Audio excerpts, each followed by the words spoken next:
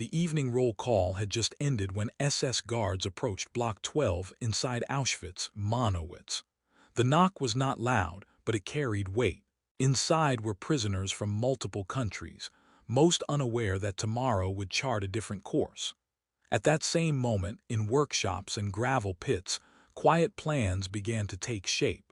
Auschwitz III, also known as Monowitz, was not a death site in the traditional sense. It housed the IG Farben synthetic rubber plant, where tens of thousands of forced laborers were worked to exhaustion or death.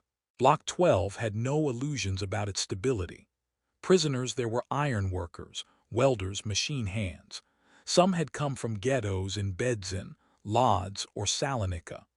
Others were reassigned from the Sonderkommando units at Auschwitz II Birkenau, whose members lived with the daily knowledge of extermination cycles.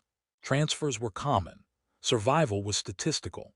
But that evening, something deviated. SS Sturmbannführer Friedrich Hartgenstein, commandant at Birkenau, had instructed an adjustment to Sonderkommando rostering following symptoms of low output.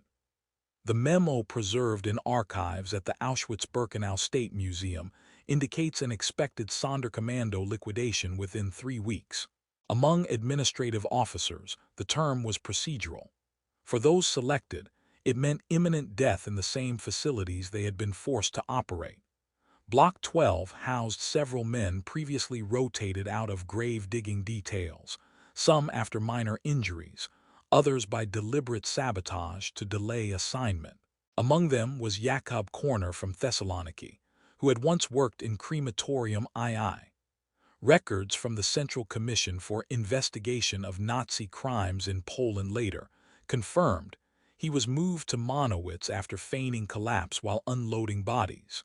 He had survived 3 selections. His name would appear again in a body pit weeks later. On September 25th, according to testimonies gathered at post-war trials, Korner and others met that evening in a corner yard between blocks. No written notes were exchanged. A boot tap, a shoulder touch, a nod. That was enough. Meanwhile, from within the women's camp at Auschwitz I, a pouch of finely milled gunpowder was passed during a latrine cleaning rotation. It made its way, through 3 hands, to a Hungarian bricklayer assigned to furnace maintenance. He never made an entry in his camp diary, but fragments were later found preserved inside a broken spoon under the floor of crematorium IV. No alarm sounded, but the mechanism had begun to move. Jankiel Wiernik had survived Treblinka and deportation. By autumn 1944, the Polish carpenter had been reassigned to Auschwitz at a time of growing unrest. Official records place him near Sonderkommando work details, men who operated under forced labor, knowing what others could not. Wiernik's name had already drawn the attention of Nazi intelligence units months earlier. In 1943, he had escaped Treblinka and authored one of the earliest eyewitness accounts of an extermination camp. Copies were circulated underground, smuggled through Polish and Jewish partisan networks in Warsaw, and eventually reached London. His reappearance in Nazi custody, under prisoner number 247,778, signaled a strange contradiction. He was dangerous as a witness, yet useful for his skills. The SS knew he could build, measure, and carry out technical work with precision under pressure. That was enough, for now, to keep him alive. Transported from the Warsaw concentration camp after the destruction of the ghetto, Wiernik arrived in Auschwitz during a period of intensified Sonderkommando activity. Hungarian transports, numbering in the tens of thousands, had filled the crematoria through the summer and into early autumn. Sonderkommando units tasked with corpse disposal and cremation were exhausted, both physically and tactically. Turnover rates were accelerated through selective liquidation, and resistance activity among inmates was rising. Wiernik entered this system as a marked man, surrounded by the machinery he had already seen once, and escaped. Camp bureaucratic ledgers and accounts from surviving witnesses suggest Wiernik was not formally made part of the Sonderkommando, but worked in close proximity. His skills were used in carpentry shops maintaining barracks, crematorium fittings, and gas chamber auxiliary structures. From there, he observed, crematorium IV, in particular, was undergoing frequent repair following several structural faults. Wiernik was called to inspect roof supports and drainage fittings. That inspection would later inform plans to target its weak points. Testimonies from post-war investigations, including Polish resistance document Q-739, link Wiernik to a small circle of prisoners collecting information. They did not speak in terms of sabotage. In his presence, men asked brief questions about foundation width or chimney support angles. Wiernik measured with his hands. He carried no drawings. What he knew, he remembered. What he remembered, others began to act on. His arrival was not the trigger, but it confirmed for others that revolt was not only necessary. It might be possible. In Auschwitz-Birkenau, Sonderkommando prisoners operated crematoria between August and October 1944. Composed largely of Jewish men, they lived separately, were frequently rotated and murdered, and received slightly better rations as a grim incentive.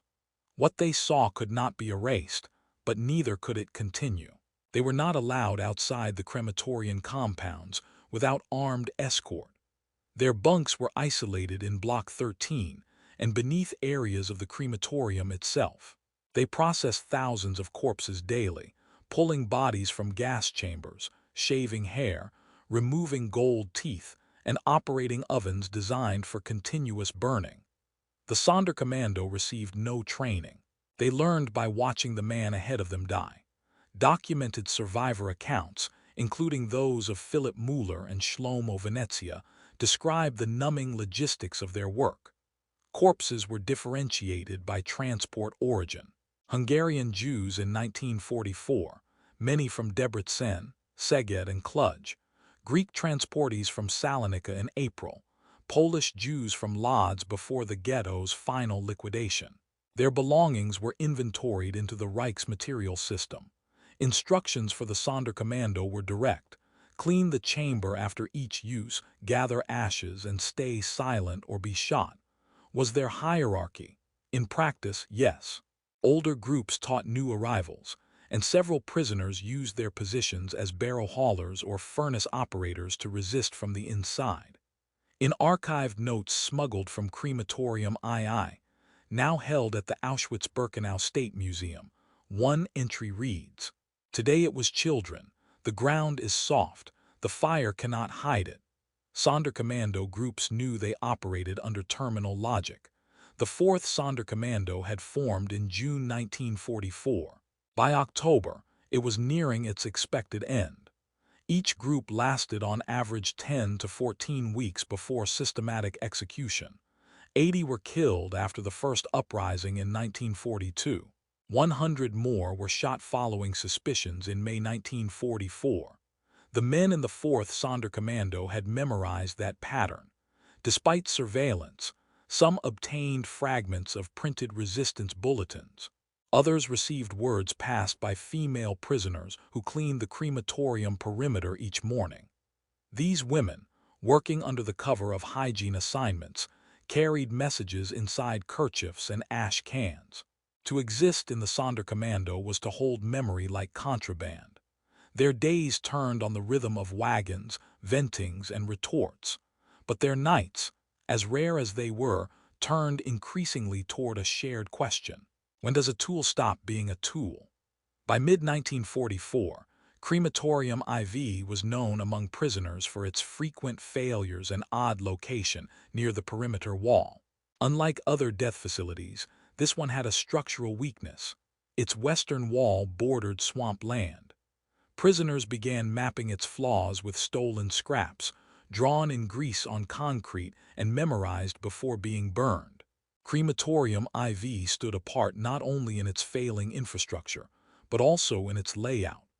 Originally constructed earlier than its counterparts, it lacked the underground gas chamber and furnace configuration found in crematoria II and III. Instead, it was arranged at ground level, with a single-room gas chamber adjoining furnace rooms under a low-slung roof. The SS had documented repeated ventilation issues as early as April 1943, less than 3 weeks after it opened. Leaks, structural erosion, and poorly sealed chamber doors disrupted the extermination process enough to raise bureaucratic concern. This inefficiency made it dangerous, not to the perpetrators, but to the secrecy that defined the death machinery. Sonderkommando assignments rotated frequently through this facility.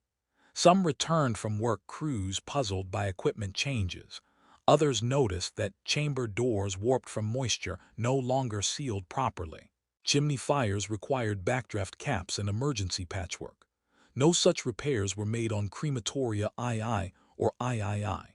Testimony from Sonderkommando member Henrik Tauber, later presented to the Krakow District Commission in 1945, described the outer wall of crematorium IV as not of sound footing. During heavy rainfall, which was frequent in the autumn of 1944, one corner of the building leaned. Swamp water lapped under its foundation. It became the one crematorium where storm flooding often interrupted operations. If guards grumbled about it, they did not know what the prisoners had begun to ask. Could it be brought down from inside? Plans to test its boundaries developed in silence. Wooden benches were tapped for weak planks. Joint welds on metal furnace grates were examined to determine if they could be dislodged and repurposed as clubs. Posts near the wall were counted, their spacing measured with paces after dusk. Most crucially, the walk from work detail to barracks passed within 12 meters of a blind rear edge. For a moment, a man could vanish without sightlines. That gap became more than spatial. It became tactical, and it became the first weak point drawn into a revolt. Female political prisoners working in Union Werke munitions plant, including Ala Gertner, Rosa Roboda, Regina Safferstein, and Estuja Wajkblom, were transferring smuggled gunpowder. Over 5 months, grams at a time were passed inside scraps of clothing and hidden pouches, eventually handed off to Sonderkommando groups. Union Werke, a subcamp within Auschwitz I, produced small arms components for the German war effort, including fuses, cartridges, and detonator caps. Women assigned to the evening shift worked under heavy supervision. Slips and bags were searched, but the material itself, metallic and granular, could be concealed in innocuous ways. A thimble smuggled powder more efficiently than a vase. Cotton hemmed into a pocket could carry twice as much as a folded note. The 4 women were part of overlapping networks, leftist, Zionist, and Polish underground cells, many linked back to Vilnius, Bialystok, and Warsaw. Estuja Wajkblom, a teenager from Warsaw, made early contacts through her older sister Hanka, herself active in socialist youth groups. Rosa Roboda, older and already punished once for political activity, became the primary courier. Her proximity to other female prisoners assigned to administrative duties allowed her to pass messages and coordinate schedule overlaps. Smuggling didn't begin with fire. It began with timing. The gunpowder was removed pinch by pinch during cleanup duties and swept into cloth remnants or hidden under fingernails. Prisoners risked death for fractions of a gram. Each week, perhaps a spoonful made it out of Union Werke and into the main camp. From there, the largest risk came in transit. Barracks were searched randomly. Any transfer path that repeated could be mapped and interdicted. Handoffs occurred in the latrines or laundry rooms, spaces where guards were reluctant to linger. Once in mail blocks, the powder was stored inside emptied toothpaste tubes or rolled needle threaders. From there it made its way slowly, almost invisibly, toward the Sonderkommando in Birkenau. By July 1944, over 100 grams had been collected, enough to fashion a dozen improvised grenades with stolen scrap and tamped ash. The women continued anyway. They did not know the exact plan, only that it was not their place to ask. Their role was to hand it forward to men who burned the dead, and who would, if timing held, bring fire back to its source. Through September and early October 1944, Transports from Hungarian ghettos arrived almost daily. The crematoria ran at capacity. Inside the camp system, rumors began to circulate that the Sonderkommando in crematorium IV would be liquidated soon, as every previous unit had after 3 months. By mid-October, Auschwitz-Birkenau had absorbed over 400,000 Hungarian Jews since the start of Operation Hearse in May. Deportation records from the Hungarian state railways and German RSHA coordination logs document over 100 transports in under 10 weeks. At their peak in July and August, as many as 12,000 people per day were murdered in gas chambers. The mechanical systems of Birkenau, Zyklon B deliveries, copper piping for venting, fire brick repair in the ovens were pushed to failure points. The Sonderkommando bore the human cost of the overload. The strain was not metaphorical. It was physical. It meant double shifts hauling body loads of 40 to 60 kilograms. Oven crews worked through the night, the glow visible through the slots of sealed windows. Inside the camp hierarchy, the quiet language of liquidation circulated as procedure. Newly arrived members of the Sonderkommando, usually recruited from incoming transports under SS selection, were assigned to burn their own countrymen within hours of their arrival. Most did not survive long enough to enter routine.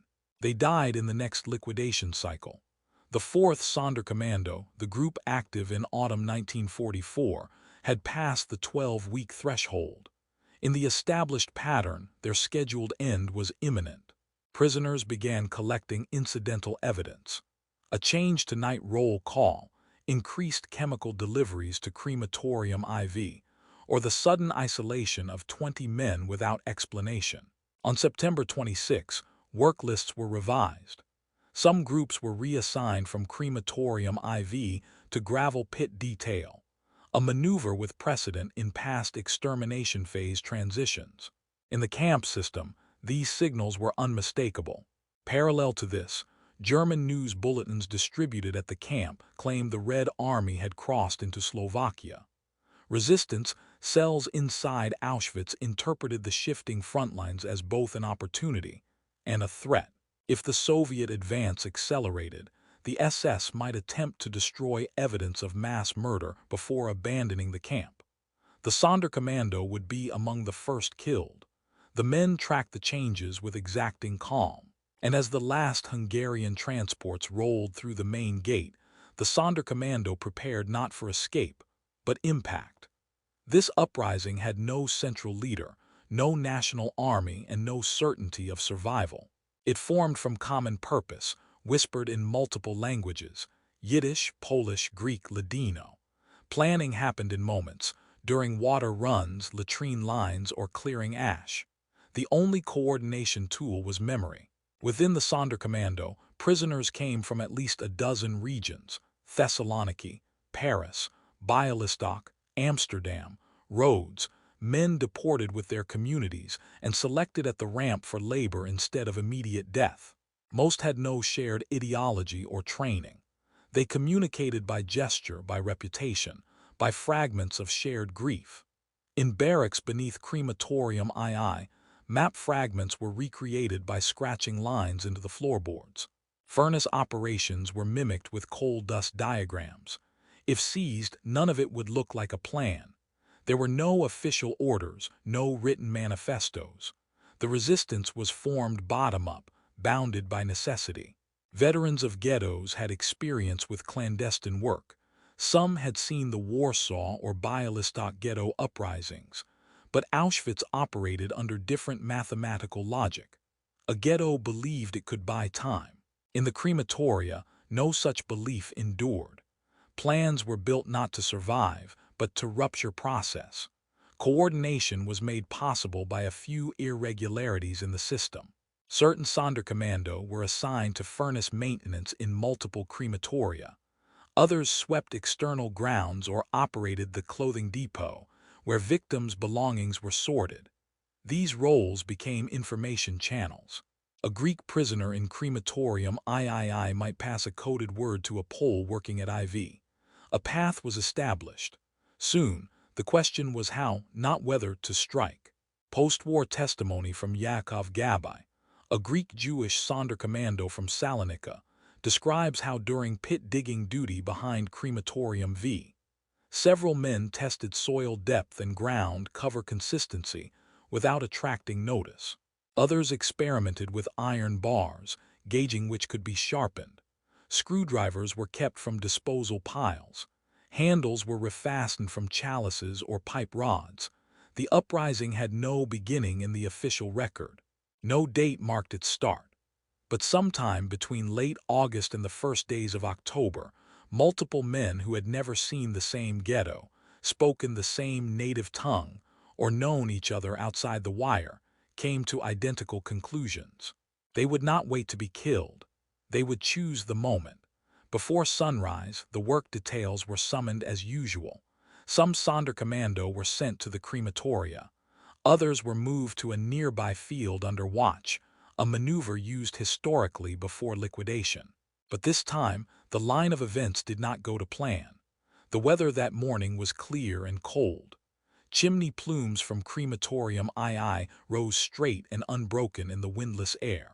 In the Sonderkommando barracks, boots scraped concrete as men lined up by assigned detail. SS guards shouted orders in German, Polish, and broken Greek. By 6 o'clock a.m., 450 members of the Sonderkommando were distributed across the crematorium sites. Roughly 100 were marched toward a clay field east of crematorium IV. Many had seen this maneuver before separation under pretext, hours of digging, followed by execution. But within that group, a calculation had already been made. The presence of trusted messengers, Greek and Polish prisoners who had coordinated transport of smuggled weapons, signaled that the action would begin soon. According to Polish investigative records collected in 1945 and held by the Auschwitz-Birkenau State Museum, one of the men carried a grenade made from stolen metal fragments and gunpowder smuggled from the Union munitions plant. 5 others carried sharpened bars and hammers concealed in sacking. At precisely 11 o'clock a.m., as prisoners inside crematorium IV returned from a staging break and resumed their tasks, a commotion erupted by the furnace room. Shouting, then the crack of iron against bone. One of the capos fell first. Reports are inconsistent about what followed. SS accounts describe a sudden strike from inside, an ambush. Prisoner testimonies suggest the signal was simultaneous. 2 parallel attacks, one in the crematorium proper, the other in the open. Smoke rose from the roof vents within minutes. Flames ignited from the fuel stores in the rear area. Sonderkommando smashed ovens, flung burning debris at the wooden roof supports, and attacked guards with metal tools. At the same time, the group in the clay field turned on their escort, charging with improvised weapons. 1 SS sergeant was killed on the spot. Panic followed. Some escaped through the rear of crematorium IV. Others ran toward the western perimeter, disappearing into the scrub and thickets beyond. Gunfire cracked across the yard as towers opened up. For the first time in the camp's history, its machinery had turned on itself. The first weapon was a hammer. Then came a grenade fashioned from smuggled powder and rusted casing. Crematorium IV erupted from within as prisoners turned tools into weapons. The structure began to burn. Guards scrambled to respond, unaware that a coordinated mutiny had ignited across the southern quadrant of the camp. The assault did not begin with a shout or signal from above. It began with proximity, a prisoner turning his back on a capo, then wheeling with a length of iron pipe hidden beneath a coat, a second rushing the foreman's desk with burning rags drawn from the tool furnace. Fire leapt quickly. Crematorium IV, whose wooden roof beams were already brittle from heat exposure and mold from years of water infiltration, caught flame almost immediately. Smoke funneled through broken vents and poured from the eaves, visible as a dense black column over sector III. The grenade, assembled in secret from a tobacco tin, match heads, and 5 grams of smuggled powder, exploded in the rear preparation room. igniting fuel stacks stored illegally beyond the designated combustion zone. German after-action reports classify the damage as total internal collapse.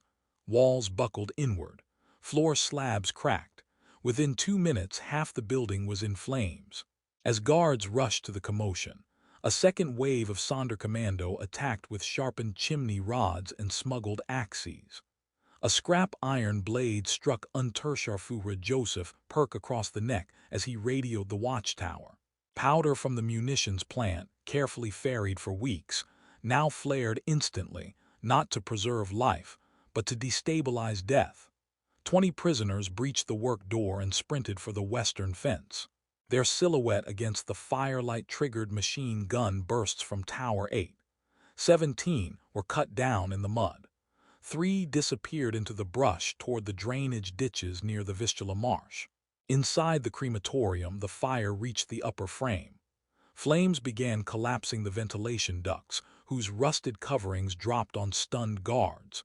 In the chaos, prisoners regained seconds, and in an environment ruled by seconds, that was enough to stab, flee, strike again. For the first time in Auschwitz's history, a crematorium burned not from overuse, but by the hands of those it was built to erase. The axis had tilted. The machinery cracked. It had not stopped, but for 1 hour it stalled. Signals went out as smoke rose. In crematorium II and III, prisoners attempted to revolt but faced overwhelming force. The plan had always been asymmetric. Crematorium IV was chosen as the breach point due to its compromised structure and proximity to the camp's perimeter. But the broader objective, sabotage across multiple facilities, required simultaneous risk from every Sonderkommando unit still able to act. As smoke from IV's roof thickened into a black plume, prisoners in the other crematorium recognized the signal. In crematorium II, located north of Birkenau's central zone, the revolt faltered almost immediately. Work brigades had obtained only a few sharpened tools, no grenades, no powder. They charged anyway. SS guards, already alerted by runners sent from IV, closed off the underground corridors. A few prisoners managed to attack an officer near the corpse elevator, but gunfire soon echoed through the concrete sublevel. Dozens were killed on the spot. At crematorium III, gallows were already under construction nearby, a detail not lost on prisoners who saw in them both symbol and countdown. According to post-war interrogation transcripts of SS Schütze Wilhelm Bahr, a small group of Sonderkommando attempted to ignite an equipment storeroom using stolen kindling and kerosene from lamp refilling detail.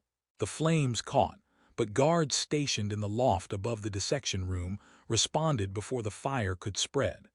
5 prisoners were shot through the doors as they attempted to bar them shut. Meanwhile, in sectors beyond the crematoria, diversionary actions distracted components of the camp garrison. In one barrack, a rumored food fight turned into a coordinated blockade as prisoners overturned bunk beds and set their straw mattresses ablaze. In another, women working detail in the laundry staged a sudden illness outbreak that forced the redirection of medics and guards. Still, none of it equaled the scale of crematorium IV. As fire crews armed with buckets and extinguishers approached its ruined shell, survivors of the initial breach attempted last escape efforts, slipping toward the marshlands to the west. 2 columns of SS men opened, suppressing fire. The perimeter was closed. Search dogs were brought in. Within the hour, the revolt was functionally ended. But for several minutes, perhaps as many as 45, the largest coordinated prisoner uprising in Auschwitz's history stretched across the complex. It did not bring collapse, but it broke the illusion of total control.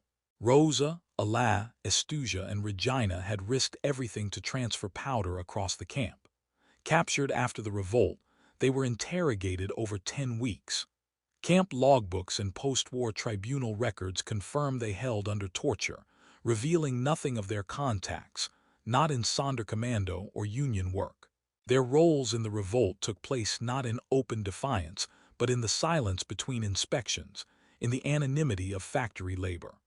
All four worked in the Weichsel Union Metalwork munitions plant, a German-owned arms factory operating within Auschwitz I under SS contract. Their job was officially listed as Aufräumungsarbeit cleaning scrap. In practice, it meant assembling fuses, sorting explosive powder, and packing detonator components by weight and grain density. The very material smuggled into crematorium IV was handled daily by these women. The average daily removal was fractional, less than 5 grams per person, but over months, that accumulation became critical mass. Estuja Wajblum folded powder into the hems of workers' aprons. Regina Safferstein passed it in lint bundles tucked into her waistband.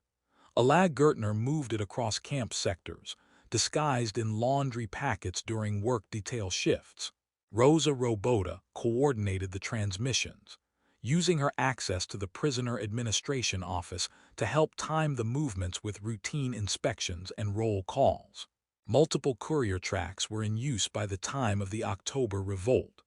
One passed through prisoner carpentry detail, whose shed backed onto the women's compound wall. Another used latrine buckets carried on rotation into the crematorium staging yard. In one documented case, the shipment was disguised within a compact of shoe polish. Risk of detection was constant. The penalty, always, was death. Following the rebellion, the SS launched a methodical investigation. Work rosters were cross-referenced, hand samples were taken from tool benches, and several female prisoners were removed and interrogated at Block 11, known as the Death Block. Rosa was arrested first, then Ala, then Estuja and Regina. Procedures from SS Criminal Affairs files record forced confessions and the tracking of non-existent male accomplices. No names were yielded. On January 5, 1945, the four were hanged by camp authorities in a public execution staged as warning. Eyewitness accounts describe Rosa Robota's face bloodied from interrogation. When asked for final words, one prisoner later testified she whispered, "Hazek vmats, be strong and courageous." Their hands never threw a grenade, but without them, none would have ignited. The commandant ordered immediate suppression. Machine guns were mounted atop guard towers. Barracks were searched. Remaining Sonderkommando were isolated, interrogated, and 48 were executed within hours. The official SS report listed the incident as local sabotage. The scale and speed of the reprisal followed the SS doctrine of uncompromising control. SS Obersturmführer Karl Merkel, the head of administration, was present in Birkenau that afternoon. According to directives preserved in the Hearst trial archives, he issued immediate orders for armed reinforcement of all crematorium sectors and temporary lockdowns in blocks 11 through 13. No barrack door could be opened without guard authorization. The camp alarm system, usually dormant in daylight operations, sounded for the first time in weeks. Roll calls were extended indefinitely. Prisoners stood for hours, freezing in the open as dogs were brought in to track escapees. Any found without proper work documents, falsified or misfiled, were removed from line and shot. Sonderkommando assigned to sectors II and III were pulled from labor at noon and ordered to strip in the yard between crematoria II and III. 48 were forced to lie on the ground in rows. SS guards moved down the line with rifles. No written records survive of the individual executions. What is known comes from post-war survivor testimony. One Sonderkommando member, Zalman Gradowski, had buried his notes days earlier, anticipating death. They were later recovered from ashes behind crematorium III. His fragments describe the selections as without word, without hesitation. In the days that followed, any signs of structural damage to the crematoria were boarded up or hastily repaired. Administrative officers submitted falsified reports. The charcoal-colored ruins of crematorium IV were described only as the site of minor structural instability.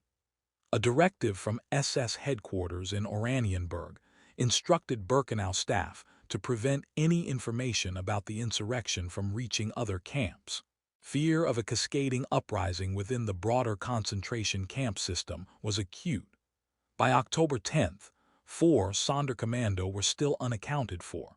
Patrol units continued searching outside the electrified perimeter near the Vistula River. None were officially recorded as captured alive. Internal SS communications ceased referencing the event by name. After 5 days, it was no longer reported at all. Suppression had succeeded. But control, the illusion of invincibility, had fractured. The Nazis would rebuild their crematorium, but their system had been scarred from within. The damaged crematorium was never fully repaired. Operating reports from SS engineers declared it inoperable due to structural compromise from the explosion. Photographs taken by aerial reconnaissance months later confirm its remains: collapsed roof, scorched brick, unlike any other crematorium in the camp. Constructed in early 1943, Crematorium IV had been plagued with flaws from the start.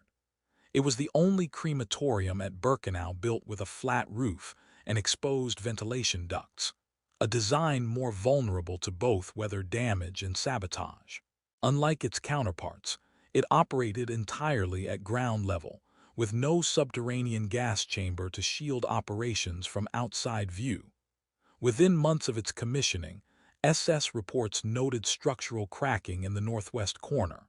By autumn of 1944, heavy use, water seepage, and poor materials had already made it the weakest of the 4. The explosion on October 7th didn't destroy the building in its entirety, but it rendered multiple systems beyond recovery. The fire spread across the wooden roof in minutes, igniting insulation tar and support beams. Furnace number 3 cracked from thermal shock. The corpse elevator failed after molten slag ate into its electric controls. Storage rooms were gutted, and the dressing room used to stage gas chamber victims collapsed partially inward. After the uprising, immediate inspections by SS engineers concluded the building posed a risk even for partial salvage. Operational records from Zentralballleitung Auschwitz, the SS construction office, show no further work orders issued for Crematorium IV after mid-October 1944. Instead, resources were redirected toward reinforcing Crematorium V, located directly to the north. Internal communications acknowledged the loss quietly, referring to IV as out of service for the foreseeable future, a euphemism in bureaucratic language covering deliberate abandonment. Prisoner labor previously assigned to IV was reabsorbed into maintenance elsewhere. The shell of the crematorium stood closed, unguarded except for patrols monitoring the perimeter. When Soviet aerial units conducted reconnaissance over the region in January 1945, their imagery captured the stark contrast. Crematoria III, and V intact, IV visibly blackened and partially collapsed. No bodies were recovered from within its remains. Of Auschwitz's 4 main crematoria, only one never returned to operation after the revolt. Burned by the hands of its prisoners, it remained standing as a ruin and as evidence. Hidden notes from Sonderkommando prisoners were buried in toothpaste tubes, tin boxes, and behind chimney bricks. These papers referenced October 7th as a conscious action, not spontaneous. Some mention names. Others simply state, "We rose because we had no other way to die." These messages were not discovered during war, nor preserved through Nazi records. They came to light only years later, unearthed by workers clearing rubble from the bombed remains of Birkenau in the late 1940s and early 1950s.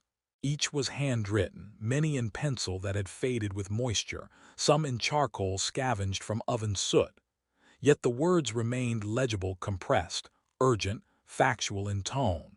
They were not pleas for salvation. They were documents for the future. One of the most detailed was written by Zalman Gradowski, a Polish-Jewish Sonderkommando who had been deported from Grodno in late 1942.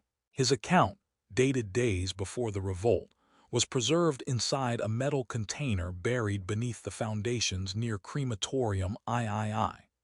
Gradowski had previously documented the cremation process and the fate of entire trainloads of people. But his final entries take a sharper turn. Here, he names fellow Sonderkommando, records guard shifts, and describes the plan to resist. Whether it ends in the fire or the gun or the mud, let history write that we did not go silently. Other notes were simpler. Names, prisoner numbers, one-sentence reflections on who was lost and who might still remain. Written in a mix of Yiddish, Polish, Hungarian, and Greek, their authors knew no single reader would understand every word, but they believed someone eventually would arrive who understood enough. The messages bridged not the present, but the gap between experience and memory. Soviet investigators recovered several of these documents and sent them to archives in Moscow, where they remained untranslated for decades. Polish historians later gathered them for the 1960s Auschwitz trials. It was only in the 1980s that these fragments were fully transcribed and studied collectively. They revealed a hidden resistance, not violent in gesture alone, but deliberate in message. For a camp built to erase identity and destroy testimony, the buried notes became a countercommand. They did not beg, they bore witness. In death, the Sonderkommando ensured that the system which silenced millions could not silence everything. Sonderkommando survivors were killed in groups over the following week. Their names rarely appear past October 15th on work rosters. Camp propaganda made no mention of the revolt. It was preserved not by Nazi archives, but by fragments smuggled out by resistance networks and later testimonies. In the internal operations reports filed by the SS Zentralballletung, there is no formal indication of rebellion. October 7th passes as an ordinary day, noted only for weather conditions and minor furnace delays. Internal correspondence from SS Sturmbannführer Karl Bischoff refers vaguely to necessary prisoner disciplinary protocol and the unexpected ceasing of functions at crematorium IV. None of these phrases admit to a revolt that damaged the SS' prized instrument of industrial mass murder. In the week that followed, Sonderkommando prisoners from crematoria II and III were summoned in small groups to the courtyard behind Block 11. No formal executions were recorded, but their names vanished, struck from labor lists submitted to camp administration.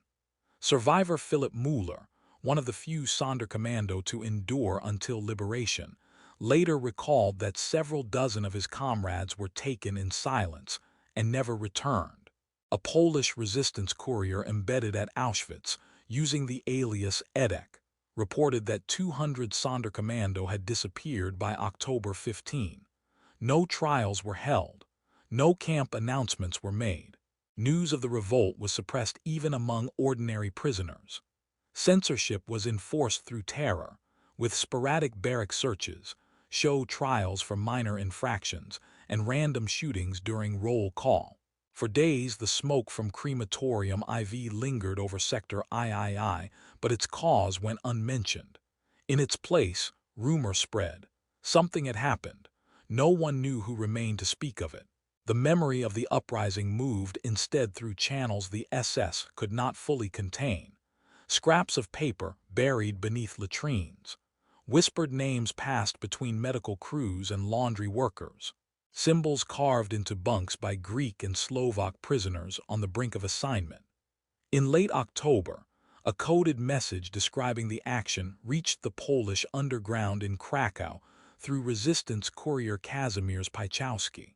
Its relay would continue across borders, eventually reaching London. The Sonderkommando rebellion had ended in suppression, but word of it escaped the fences. Silent to the Nazis, it had begun to speak elsewhere. In January 1945, 2 weeks before the evacuation, Rosa Roboda, Ala Gertner, and 2 other women were publicly hanged in Auschwitz. Multiple eyewitnesses recall the scene. Women's faces bruised, stripped to their undergarments, their names shouted in multiple languages by those forced to watch. The execution took place on the morning of January 6, 1945, near the central roll call square at Auschwitz I. Snow lay on the ground. Temperatures were below freezing. The camp was already in partial dismantlement, with files burned and crematoria abandoned. Yet the SS insisted on staging one final performance, not as judicial conclusion, but as a symbolic reassertion of total control. Rosa Roboda had been held in Block 11 since shortly after the Sonderkommando revolt of October 7. Captured by SS investigators tracking the flow of smuggled powder, she had been interrogated and tortured for weeks alongside Alag Gertner, Estuja Wajblum, and Regina Saferstein. Notes from post-war trial testimony confirmed their refusal to implicate others. One survivor, imprisoned in the same block, later testified that their screams became a nightly occurrence. Still, they spoke no names. On the morning of the execution, all women from the Auschwitz I camp were marched out under armed escort. Male prisoners from adjoining work details were assembled as well. Loudspeakers barked orders. According to Polish resistance member Tadeusz Iwasko, who witnessed the events, the women were forced to stand on a raised platform near the gallows tree, visibly beaten. Their legs were bare in the January air. The SS read no formal charges. Instead, the commandant announced they were saboteurs and traitors to the Reich. Rosa's hair had been shaved. Alaz's face was swollen and bruised. Regina and Estuja stood between them. Some prisoners in the crowd wept. Others whispered their names. When the nooses were tightened, several in the crowd broke ranks, a risk punishable by death. Guards beat them back. Finally, the trapdoor was triggered. The bodies remained hanging for hours. The SS intended them as a warning, but they became a signal. What the guards could not control was the memory. The names of the women were not extinguished. They held. And after the war, in survivor memoirs, underground testimonials, and finally preserved archives, they emerged as the ones who carried fire all the way to the gallows. After Soviet forces liberated Auschwitz on January 27, 1945, the revolt remained unverified for years. Testimonies from survivors were ignored or dismissed during early trials.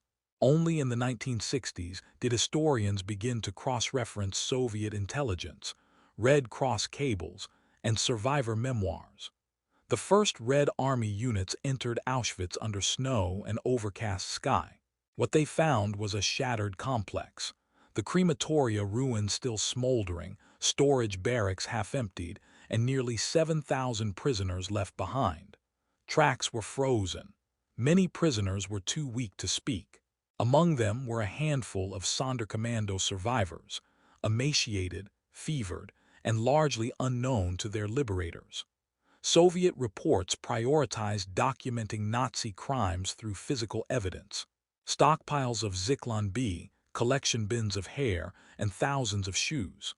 The uprisings at the camp, however, were not immediately addressed. The revolt was not logged in the official Red Army communiques. In the early post-war years, dominated by the Nuremberg trials and broad investigations into camp infrastructure, acts of prisoner resistance remained marginal to judicial outcomes. Specificity was sacrificed for the scale of atrocities. Those who testified, Philip Müller, Henrik Mandelbaum, Shlomo Dragan, found their claims questioned or rejected as exaggerations. At early trials in Krakow and later at Frankfurt, prosecutors focused on commandant behavior and selection protocols. Accounts of armed revolt by doomed prisoners within a death camp conflicted with the dominant narrative of total victim passivity. Meanwhile, documentation began to surface in fragments. Polish resistance reports smuggled out in 1944 were recovered and partially declassified in the 1950s. Soviet forensic teams had photographed the ruins of crematorium IV, but left their analysis unpublished until the Khrushchev thaw. Aerial reconnaissance images taken by Allied intelligence in late 1944, declassified years later, showed structure damage consistent with a major internal fire. It was survivor memoirs, not military archives, that first restored the revolt to historical recognition. In the 1960s, researchers from Yad Vashem and the Ghetto Fighters House in Israel began compiling Sonderkommando testimonies. Cross-referencing names, dates, and recovered notes, they built a timeline the Nazis had tried to obliterate. By the time the rebellion reached textbooks and documentary records, most of those who had planned it were gone. But the silence that had followed their act was finally breaking. Verification had lagged behind memory, but not forever. At the Frankfurt Auschwitz trials in 1963, survivors testified about the Sonderkommando revolt. Few German defendants were linked directly to the suppressive violence of October 7th. Even so, the revolt became part of trial records. Exhibits featured images of destroyed machinery and autopsy fragments. The Frankfurt proceedings, held between 1963 and 1965, were among the most comprehensive war crimes trials conducted on German soil. Unlike the earlier Nuremberg trials, which focused on high-ranking officials, the Frankfurt court attempted to examine the functionaries, low-level SS guards, camp doctors, transport officers. Of the 22 defendants, most had served at Birkenau. Their names had appeared in the margins of the very reports that failed to mention the uprising by name, but witnesses remembered. Survivors described not only the killings but the build-up to revolt, the whispers, the shifts in guard behavior, the appearance of new searchlights near crematorium IV in the weeks prior. Philip Mueller described the fire in the furnace room. Shlomo Dragon recounted the preparation of the gunpowder, delivered in pieces over weeks by the hands of women. Yet, when it came time for judgments, legal accountability met archival absence. The court examined little material directly related to October 7th. The files from Auschwitz's administrative office had been largely destroyed during the camp evacuation. SS records that survived were vague, coded in bureaucratic language. No direct orders for punishment could be presented. One defendant confirmed he remembered seeing smoke, but denied any knowledge of an uprising. Another testified only that men from the Sonderkommando were removed and never returned. Forensic exhibits presented by the Polish delegation included collapsed crematorium blueprints and photographs taken by Soviet investigators weeks after the rebellion. The most disturbing documents came from autopsies conducted in 1945 on remains found inside the ruins of crematorium IV and nearby ditches. Fractured skulls, bullet wounds to the back of the neck, bones burned beyond identification. These fragments spoke where paperwork could not. Ultimately, the revolt was included in the trial record as fact, not because of Nazi documentation, but because of irrepressible witness testimony. No one stood trial specifically for the suppression. In legal terms, the names of the rebels were cited. Their killers mostly were not. The uprising entered the courtroom quietly, but once spoken, it stayed. Crematorium IV was never rebuilt. Today, a collapsed foundation and scattered stone outline the only known revolt conducted inside a functioning Nazi extermination center. A plaque in multiple languages marks the location, but most visitors pass it unaware of what burned there and why. The remnants sit in a birch-lined clearing at the western edge of Birkenau. Grass and reeds have claimed the once-paved furnace floor. Water collects in the subsided corner where swamp soil undermined the walls. To the untrained eye, it resembles storm ruin or abandoned masonry. Yet archaeologists cataloging the site in the 1970s recovered furnace bricks glazed by flash fire, iron door hinges warped, and charcoal flecks fused with human bone. Each item was tagged, photographed, and boxed, then placed in storage beneath the main museum building. Only a handful are on public display. Commemoration evolved piecemeal. In 1958, the Polish Commission for the Investigation of Nazi Crimes erected a temporary wooden sign that read simply, "Site of Crematorium IV." It weathered, rotted, and fell. A concrete plinth replaced it in 1968, funded by survivor associations from Greece and France. The wording expanded to mention an act of prisoner resistance. The current bronze plaque, installed in 2005, adds Hebrew, Ladino, and Romani translations of the line "We rose because we had no other way to die." It cites the date, 7 October 1944, but lists no names. Space constraints, museum officials note, make it impossible to engrave the hundreds lost in the uprising's suppression. Memory work therefore persists through fragment, guided tour that pause for 60 seconds beside the rubble, academic conferences that replay survivor tapes, school groups that read drafts of Zalman Gradowski's buried notes aloud while standing on frost-covered ground. In 2018, the Auschwitz-Birkenau State Museum introduced an augmented reality tablet that overlays a three-dimensional outline of the original building onto the ruin.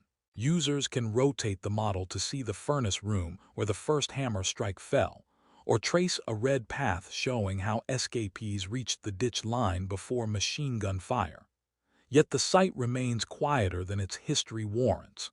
Tourists cluster around the intact gas chamber ruins of Crematorium II, or the wooden barracks row, leaving Crematorium IV in relative solitude. Guides say its story requires more explanation, more imagination, than most visitors' budget. The revolt endures not as a dominant monument but as an ember, kept alive by scholars, descendants, and a few lines on bronze that many do not pause long enough to read. More than a rebellion, the Sonderkommando uprising remains a documentary record of agency in the darkest possible place. It reshapes questions about resistance, memory, and moral possibility. Even where death was certain, choice existed. The revolt did not alter the machinery of genocide, but it proved there were still hands capable of jamming its gears, even if only for an hour. Historians now read the event as an inflection point inside an already collapsing front. By October 1944, Allied armies were advancing on all sides of the Reich. Evacuation orders for eastern camps were circulating in Berlin. The uprising therefore foreshadows what came weeks later: forced marches, frantic destruction of documents, and hurried attempts to erase evidence. Scholars at the United States Holocaust Memorial Museum note that the sabotage of Crematorium IV magnified SS anxiety about leaving physical proof. In internal correspondence decoded after the war, senior officers debated whether to blow up the remaining crematoria. Two were indeed dynamited during the final retreat. The Sonderkommando, in effect, accelerated the Nazis' own retreat from their crimes. The legacy also lives in post-war jurisprudence. Legal analysts cite the revolt in arguments about compelled complicity. Men forced to participate in mass murder nevertheless asserted individual moral will. This evidence informed later principles embedded in international law, including provisions of the 1949 Geneva Conventions on Coercion and Command Responsibility. When prosecutors at later trials confronted defendants who claimed there was no possible resistance, the burned shell of Crematorium IV supplied a counterexample written in brick and ash. In collective memory, the uprising complicates conventional imagery of Holocaust victims as entirely powerless. Survivor communities invoke October 7th alongside the Warsaw Ghetto and Sobibor revolts, illustrating a continuum of defiance from open street combat to the sabotage of industrial killing sites. Israeli educational curricula place the event within lessons on ethical courage. Polish curricula cite it when discussing underground networks within occupied Europe. Even in Germany, museum exhibitions increasingly highlight the uprising to underscore the spectrum of choices under extreme coercion. Yet the warning embedded in the story runs deeper than commemoration. It shows that bureaucratic systems of annihilation remain vulnerable to disruption when individuals coordinate across language, nationality, and near certain doom.